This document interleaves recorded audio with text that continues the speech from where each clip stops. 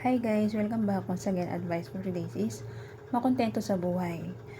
So, kung sa kang taong simple lang, wala ganong kayamanan, as in balance lang, hindi ka ganong mahirap, hindi ka ganong mayaman, sa gitna ka lang. So, kung may sapat kang pera, hindi man sobra, hindi man kulang, so, makontento ka. Huwag na po tayo maghangad ng sobra-sobra.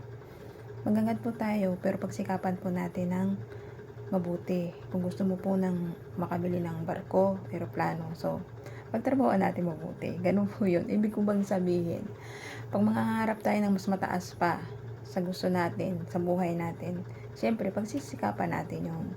Huwag po natin damayan ng pandaraya o panlalamang sa kapwa-tao. Tulad na lang po doon sa mga ating gobyerno, di ba? Nagpapayaman sila gamit yung tax ng mga taong bayan sa kanilang pagpapayaman. So, nagagawa sila ng ghost project pero wala naman talagang project. So, yung pera na yon binubulsa lang ng mga ilang taong mga matataas na politiko. So, yun po yung nangyayari sa ating bansa. So, wag tayong manglamang, wag tayong mandaya ng kapwa-tao natin. Kasi masama po yan, may balik po yan sa atin, sa inyong mga politikong masasamang tao na palaging nandaraya at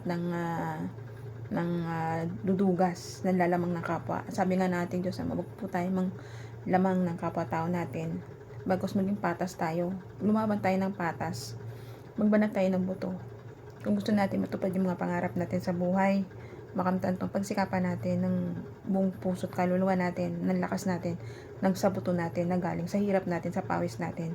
Saka natin makakamtan yung gusto natin gawin na pangarap natin sa buhay. Kung gusto mong malaking bahay, magsikap ka, magtrabaho ka, magsipag ka para makamtan mo yung sahod na gusto mo at makaipon ka ng tamang pera na para makapagpagawa ka ng ganung bahay nakalaki. Hindi mandudugas ka, gamitin mo yung pera ng ibang tao para magpayaman lang. Mali po yun.